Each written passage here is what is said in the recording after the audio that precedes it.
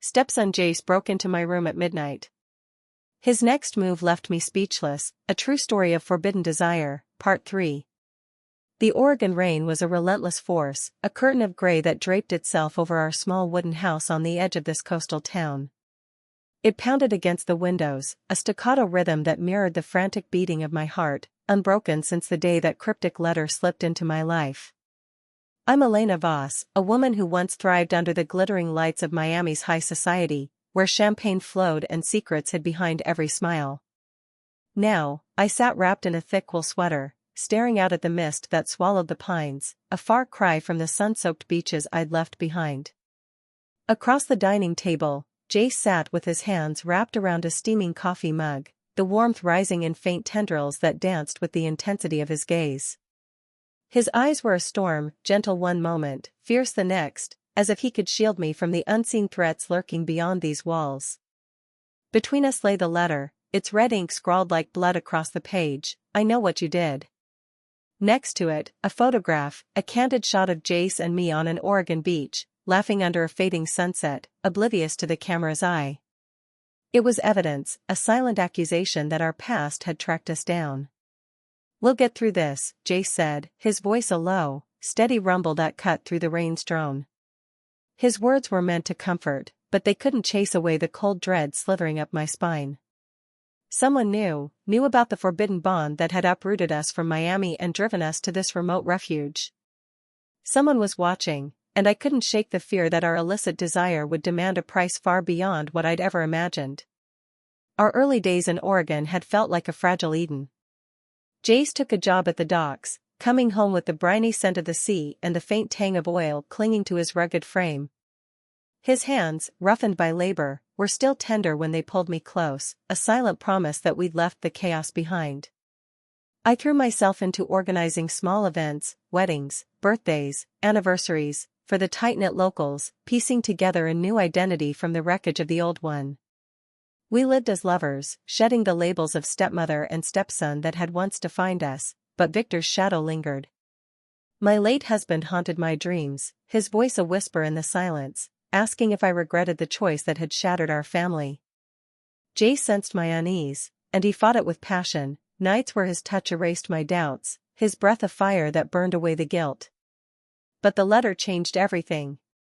It wasn't just a threat, it was a mirror, reflecting the truth we'd tried to bury. I rose from the table, my legs unsteady, and stepped onto the porch. The rain fell in sheets, a silver veil over the towering pines that stretched into the fog. Jace followed, his presence a quiet anchor in the storm. He didn't speak, just stood beside me, his warmth a stark contrast to the chill seeping through my sweater. "Who do you think it is?" I asked, my voice trembling like the leaves in the wind. He shoved his hands into his jeans pockets, shoulders hunching slightly. "Could be Paul," he said after a pause. "He saw us in Miami, and he's not one to hold his tongue." My heart thudded. Paul, Victor's best friend, a man whose loyalty to him had turned to rage when he caught Jace's hand resting on my waist at the mansion. "Or Marla," I murmured, barely audible over the rain. Victor's sister, with her piercing suspicions and icy demeanor, had every reason to despise me. Jace's hand found mine, his grip firm and unyielding. "Whoever it is, they can't touch us," he said, his voice a vow. "Not when we're together." His certainty steadied me, but it couldn't silence the gnawing fear that we were running out of time. The next morning, the rain hadn't relented, cloaking the town in a perpetual gloom that matched my mood. I had a delivery to make, flowers for a wedding at the little clapboard church on the hill. As I loaded the bouquets into my car, the weight of the letter pressed on me, a constant companion to my every move. Driving through the narrow streets, I couldn't shake the feeling of eyes on me, a prickle at the base of my neck that refused to fade. At the church, I arranged the flowers with trembling hands, forcing smiles for the bride and her family, their joy a stark contrast to the storm brewing inside me. That's when I saw him, a stranger standing at the corner of the street, half hidden by the drizzle. He was tall and lean, dressed in a black coat, a baseball cap pulled low to shadow his face. He didn't move, just watched me, his stillness unnerving against the bustle of the wedding party. My breath caught, hands fumbling with a bouquet of lilies until it nearly slipped from my grasp. I glanced away, heart racing, and when I looked back, he was gone, swallowed by the rain like a phantom. But the unease stayed, a cold knot in my stomach that grew tighter with every passing second. I told Jace that night, my voice shaking as I recounted the encounter. He stood by the kitchen counter, arms crossed, his brow furrowed in a deep frown. "You think I'm making it up?" I asked, frustration lacing my words when he didn't respond immediately. "No," he said finally, his voice a low growl. "But if someone's watching, they'll have to deal with me." He stepped closer, pulling me into his arms, his hands firm on my waist as his breath warmed my hair. "I'll protect you, Elena," he whispered, his lips brushing my ear. Then he kissed me, deep and fierce, a claim that drowned out the fear for a moment. His hands tightened, anchoring me to him, and I let myself believe, just for a heartbeat, that we could outrun this shadow. That night, the bedroom became our sanctuary, a haven against the unseen threat. Jace pulled me onto the bed with a hunger that bordered on desperation, his hands tearing at my clothes until my skin lay bare beneath his gaze, a gaze so intense it felt like it could consume me. His lips traced a fiery path down my neck, hot and insistent, each kiss igniting a blaze that spread through me. I arched into him, fingers digging into his shoulders, nails leaving faint red marks across his skin. He groaned, a low, primal sound that sent shivers through me, his heartbeat a wild drum beneath my palm as I pressed it to his chest. "Elena," he rasped, voice thick with desire, then pressed himself against me, his weight a delicious pressure that melted my fears. Our breaths tangled, rapid and searing, as he moved, powerful, relentless, a rhythm that swept me into a tempest of sensation. I clung to him, the waves of pleasure crashing over me, my body trembling in a fierce, shuddering release. He held me tight, breath scorching my ear, and we shattered together, lost in a moment of raw, unstoppable ecstasy. The illusion of safety shattered the next morning. A small wooden box sat on our doorstep, unmarked, its presence an intrusion into our fragile peace. I brought it inside, hands trembling as I set it on the table. Jace stood beside me, his jaw tight, as I lifted the lid. Inside was a USB drive and a scrap of paper with a single line, "Watch it, Elena." His face darkened, a storm brewing in his eyes, as I plugged the drive into my laptop with shaking fingers. The screen flickered, revealing a grainy video, us on the Oregon beach, hand in hand, laughing under a crimson sky, unaware of the lens capturing us. Then the scene shifted, a shot inside the Miami mansion, Jace and me in the kitchen, his hand on my waist, his eyes burning with a longing I'd tried to ignore back then. My stomach dropped. "Someone's been watching us for a long time," I whispered, voice barely audible. Jace slammed his fist on the table, the sound echoing through the room. "Who the hell did this?" he snarled, fury radiating from him. But the video wasn't finished, Victor's voice cut through, a recording from years ago. "Elena, you're everything to me." Tears spilled down my cheeks, guilt crashing over me like a tidal wave. Jace pulled me into his arms, but this time, his embrace couldn't dull the ache of Victor's words. "We can't keep running," I said, wiping my eyes as I pulled back to look at him. "We need to find out who's doing this." Jace nodded, his expression hardening with resolve. "I've got a friend in Miami, Rick, ex-detective. He'll dig into it." He grabbed his phone, pacing as he made the call, his voice clipped and urgent. Rick promised to come to Oregon within days, but the waiting felt like a noose tightening around us. I couldn't eat, couldn't sleep, the weight of the unknown pressing down on me. Jace stayed close, his presence a shield, but even he couldn't stop the paranoia creeping in. Every creak of the house, every shadow in the rain, felt like a threat. Rick arrived a week later, a wiry man with sharp eyes and a no-nonsense demeanor. He sat at our table, studying the letter, the photo, and the USB with a clinical detachment that unnerved me. "Someone from Miami hired a photographer to tail you too since you left," he said, his voice flat. "I don't have a name yet, but they've got money, and they're pissed." My heart sank, a cold dread pooling in my chest. "Paul? Marla?" I asked, voice trembling. Rick shrugged, lighting a cigarette despite my frown. "Could be. Or someone closer to Victor than you realize. His words hit me like a punch. Closer than me? My mind raced, sifting through memories of Victor's inner circle. Paul's anger, Marla's suspicion, but who else? That night, I stood by the window, the rain a ceaseless drum against the glass, my thoughts a tangled mess. Jace came up behind me, his arms encircling my waist, pulling me against his chest. "We'll be fine," he murmured, lips brushing my neck, a spark of heat in the cold. I turned, meeting his gaze, those hazel eyes that always unraveled me. "I'm scared, Jace," I confessed, voice breaking. He didn't answer with words, just kissed me, a deep, consuming kiss, hands threading into my hair, drawing me closer. We stumbled to the sofa, his fingers stripping my shirt with a fevered urgency, his body pressing into mine, his heat a balm against my fear. His lips claimed my chest, kissing down with a hunger that drew a moan from me, my hands clawing his back, leaving red streaks. He moved with me, fierce and unyielding, each thrust a surge that drowned my terror and sensation. I held him tight, pleasure crashing through me, my body shuddering in a wild release. He gripped me, our breaths merging, and we broke apart together, a fleeting escape in the storm. But the respite was short-lived. One evening, with Jace at the docks, a knock jolted me from my restless pacing. I opened the door, and there he was, the man in black, cap shadowing his face, voice a chilling whisper, "Think you can hide, Elena?" I stumbled back, heart hammering. "Who are you?" I demanded, voice shaking. He smirked, tossing a photo to the floor, Jace and me in the Miami bedroom, shot through the window, a moment of intimacy stolen. "Ask Jace," he said, then melted into the night. I snatched the photo, hands trembling, someone had been there, watching from the beginning. When Jace returned, I hurled it at him, voice rising in panic. "What do you know about this?"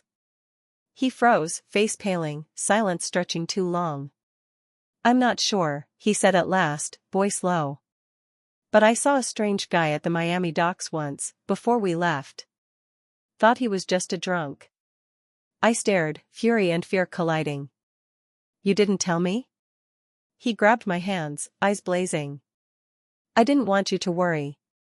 But now I'll find him." We couldn't wait for Rick's slow investigation. Jace drove us to Portland the next day, to a man named Leo, a wiry, sharp-eyed informant who'd once worked with Victor. The rain followed us, a gray shroud over the city as we sat in Leo's cramped apartment, the air thick with cigarette smoke. He examined the photo, the letter, the USB, his smirk cutting through the tension. "This is an inside job," he said, voice rough. "Someone who knows you too, knows you well." I shivered. "What do you mean?" I asked, dread coiling tighter. Leo leaned back, exhaling smoke. "Could be family. Or someone closer to Victor than even you." His words sliced through me. "Closer than me?" I thought of Claire, Victor's former assistant, a woman with ice in her veins who'd vanished after his death. Her quiet presence, her odd glances at Jace and me, could it be her? The drive back was silent, the tension a palpable weight between us. Jace held my hand, his grip firm. "Whoever it is, I won't let them hurt you," he said, voice a low vow. I nodded, but the fear clung to me like damp clothes. When we pulled into our driveway, a strange car sat nearby, lights off, but I felt a presence inside. "Jace," I whispered, pointing. He narrowed his eyes, stepping out, but it sped off before he could approach. That night, he held me in bed, breath hot on my neck, pulling me into another fierce embrace. "I'll protect you," he murmured, hands gripping my hips, lips claiming me in a desperate dance. We moved together, intense and relentless, my body trembling in ecstasy as he held me tight, our breaths merging in the dark, a fleeting shield against the encroaching threat. The next morning, my phone shattered the silence, a cold, familiar voice on the line. "Think you can escape, Elena? I've seen everything." It was Claire. My blood ran cold, the phone slipping in my hand. Before I could respond, she hung up, leaving me frozen in terror. Jace looked at me, eyes narrowing. "Who was it?" he demanded. "Claire," I whispered, voice trembling. He stood, grabbing my hand, resolve hardening his features. We'll find her. And end this. But as I glanced out the window, that strange car was back. This time, it didn't leave. My heart raced, a sinking realization settling in, we couldn't run anymore. Jace didn't waste time. He called Rick, voice clipped as he relayed Claire's name, demanding answers. Rick's response came hours later, grim and precise. Claire's been in Portland for months, working with a private investigator. She's got photos, recordings, enough to bury you both. And she's not alone. I sat, numb, as Jace paced, fury radiating from him. Who's she with? He snapped into the phone. Rick hesitated. I don't have a name yet, but it's someone with a grudge, and deep pockets. The call ended, leaving us in a suffocating silence. Paul? I asked, voice small. Marla? Jace shook his head, eyes dark. Could be anyone Victor trusted. That night, the rain intensified, a roaring wall around our house. Jace sat sharpening a knife from the kitchen, his movements deliberate, a predator preparing for a fight. I watched him, torn between fear and the fierce love that had brought us here. What if we can't stop them? I asked, voice barely audible. He looked up, eyes locking onto mine. We will, he said, crossing to me, pulling me into his arms. His kiss was a storm, deep, urgent, a promise etched in every touch. We fell to the bed, clothes shed in a frenzy, his hands roaming my body with a possessive hunger. His lips burned a trail down my chest, drawing gasps from me, my fingers tangling in his hair as he moved, powerful, unrelenting, a rhythm that drowned the world. I surrendered to him, pleasure crashing through me, my body shuddering in a fierce climax. He held me close, our breaths a tangled symphony, and for a moment, I believed we could face anything. The next day, Rick called with a location. Claire was holed up in a rundown motel on the outskirts of Portland, the investigator with her. She's planning something, Rick warned. Be careful. Jace didn't hesitate, grabbing his jacket and the knife. We're ending this now, he said, eyes blazing. I nodded, fear and resolve warring within me as I followed him to the car. The drive was tense, the rain a blinding sheet against the windshield, mirroring the chaos in my mind. We reached the motel at dusk, its neon sign flickering in the gloom. Room 12, Rick's intel. Jace parked a block away, turning to me. Stay here, he said, voice firm. No, I countered, gripping his arm. This is my fight too.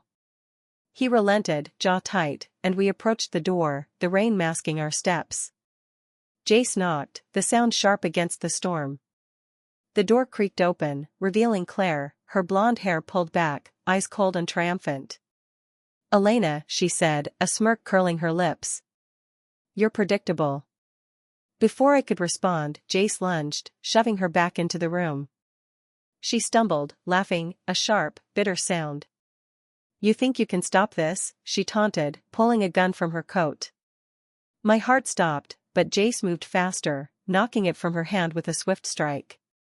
The weapon clattered to the floor as he pinned her against the wall, knife at her throat. Who's with you? He growled.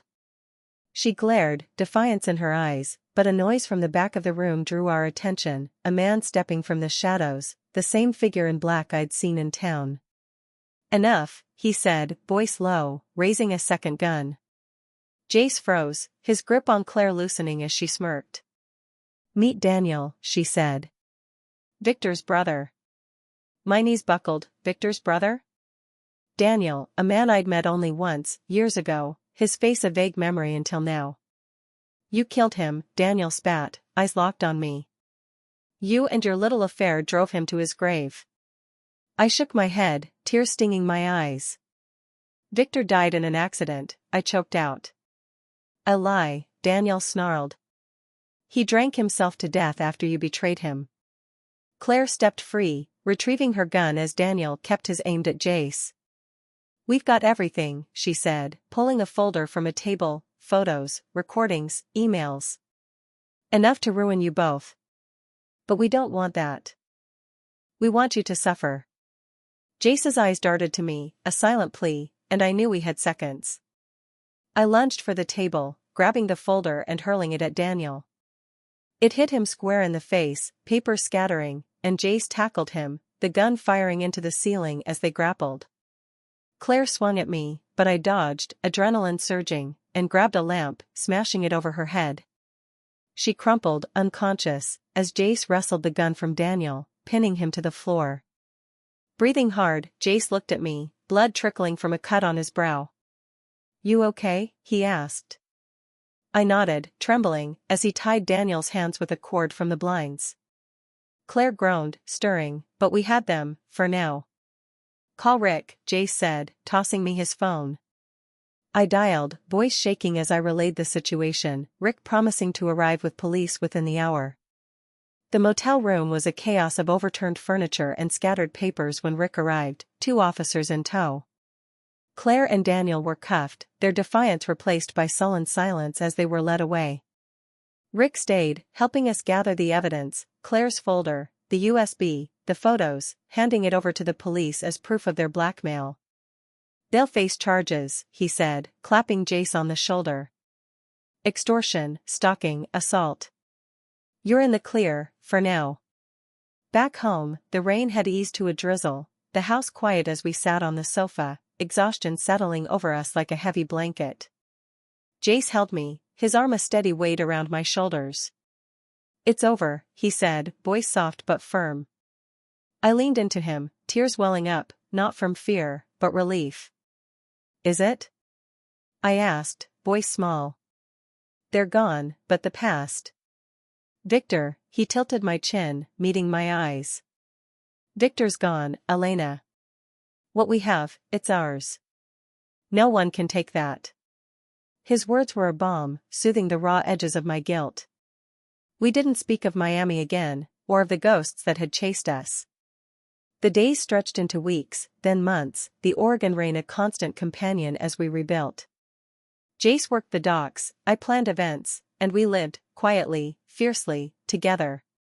The threats faded, the shadows retreated, and though the scars remained, they no longer defined us. Our love, born in sin, had weathered the storm, emerging battered but unbroken. One evening, as the sun dipped below the horizon, painting the sky in hues of gold and crimson, Jace pulled me onto the porch. "We made it," he said, his voice a quiet triumph, and kissed me, a slow, tender kiss that held every promise we'd fought for. I smiled against his lips, the rain a soft whisper around us, and for the first time I believed him. Our story ends here, but the echoes of our sins linger, a tale of forbidden desire, betrayal, and the price we paid to claim our truth. I'm Elena Voss, and this has been my confession on secrets and sins. If our journey gripped you, if the shadows of our choices stirred something within, don't let it end here. Subscribe to Secrets and Sins, hit that button, ring the bell, and join us for more tales of passion, treachery, and redemption. What would you have done in my place? Could you forgive a love born in darkness? Drop your thoughts below, your comments fuel these stories, keeping the fire alive. Until next time, beware the secrets that whisper in the night, and hold tight to what you cherish most.